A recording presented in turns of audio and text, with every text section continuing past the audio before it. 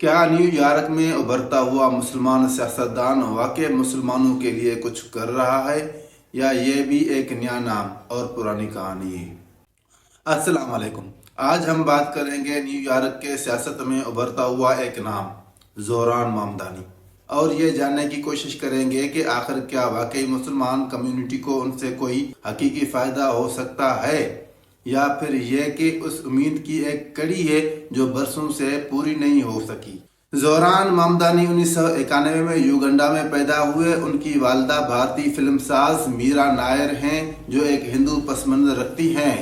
ان کے والد سلیم مامدانی مسلمان گھرانے سے تعلق رکھتے ہیں، لیکن یہ بات واضح نہیں ہے کہ وہ مذہبی طور پر کتنے وابستہ تھے، کیونکہ ان کے مذہبی سرگرمی یا وابستگی کے حوالے سے کوئی مضبوط عوامی شہادت موجود نہیں ہے۔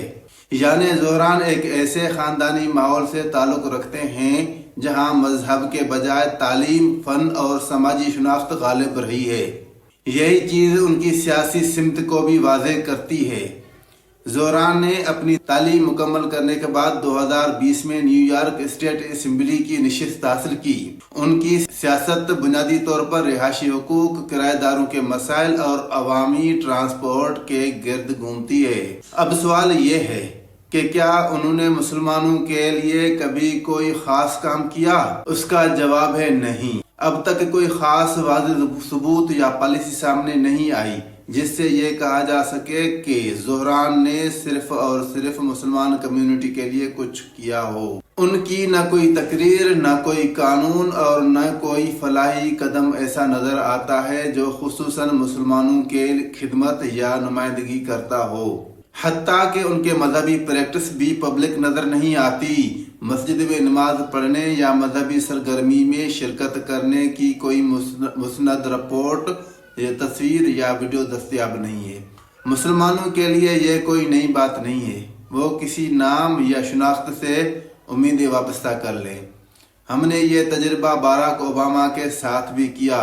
دنیا کے مسلمانوں نے انہیں ایک امید سمجھا، لیکن زمین پر صورتحال بہتر نہ ہو سکی۔ اسی طرح صرف کسی کا مسلم گھرانے سے ہونا یا عربی یا جنوبی ایشیائی نام رکھنا یہ کافی نہیں ہے کہ ہم اسے اپنا نمائندہ سمجھیں۔ زہران مامدانی کی اصل ترجیحات سوشل جسٹس اور مقامی طبقات کے مسائل ہیں، نہ کہ مذہبی بنیادوں پر کوئی جدوجہد۔ لہٰذا ہمیں چاہیے کہ ہم حقیقت کو حقیقت کی نظر سے دیکھیں اور کسی ایک فرد سے غیر حقیقی توقعات نہ رکھیں۔ اگر کوئی ہمارے لیے کچھ کرنا چاہتا ہے تو وہ اس کے کام میں نظر آنا چاہیے، نہ کہ صرف اس کے نام پس منظر دعووں میں۔ زہران مامدانی ایک باشعور اور سرگرم نوجوان سیاستدان ضرور ہیں، مگر انہیں مسلمانوں کے لیے مسلمانوں کا ترجمان یا مسلمانوں کے مسائل کا حل سمجھ لینا ایک جذباتی اور غیر حقیقت پسندانہ سوچ ہوگی۔